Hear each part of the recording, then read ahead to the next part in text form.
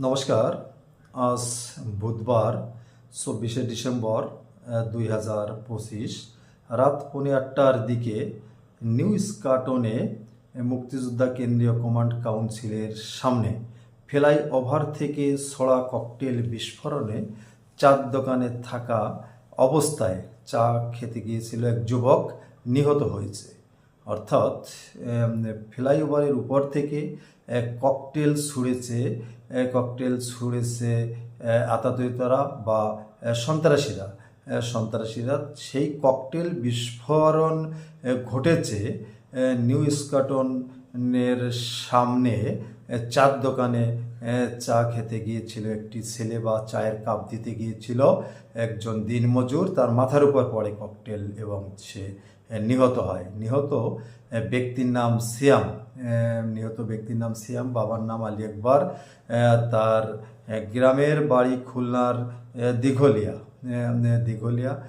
পিতা আলী আকবর একজন রিক্সা চালক এবং ছেলে দিনমজুর। অত্যন্ত দুঃখের, কষ্টের। যারা এই বিস্ফোরণ ঘটিয়েছে, কী জন্য ঘটিয়েছে, কেন ঘটিয়েছে, কাকে মারার জন্য ঘটিয়েছে, হয়তো তদন্ত সাপেক্ষে একসময় বেরিয়ে আসবে। যিনি ঘটিয়েছে তিনিও হয়তো গ্রেপ্তার হবে।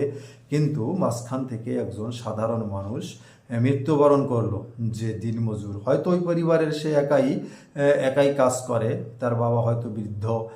এই মতো অবস্থা যদি ঘটতেই থাকে, মানুষের নিরাপত্তা কোথায়?